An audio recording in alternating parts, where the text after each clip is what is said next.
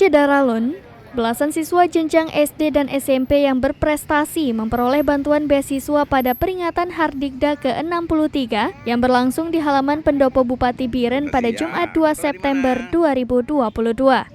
Belasan kepala sekolah berprestasi diberikan penghargaan yang diserahkan Setdaka Biren, Ibrahim Ahmad bersama pejabat lainnya. Untuk murid SD ada 5 penerima, masing-masing mendapatkan uang Rp2.400.000, kemudian 5 siswa SMP menerima Rp3 juta. Pemkab Biren melalui Dinas Pendidikan dan Kebudayaan turut menyerahkan piagam penghargaan kepada 11 kepala sekolah TK. Peringatan Hardikda ke-63 ini melibatkan siswa-siswi juara lomba tata upacara yang digelar Kodim 0111 Biren dalam rangka HUT ke-77 Republik Indonesia beberapa waktu lalu. Dan terutama kita mendorong terus mendukung lahirnya sekolah-sekolah penggerak di Kabupaten Biren.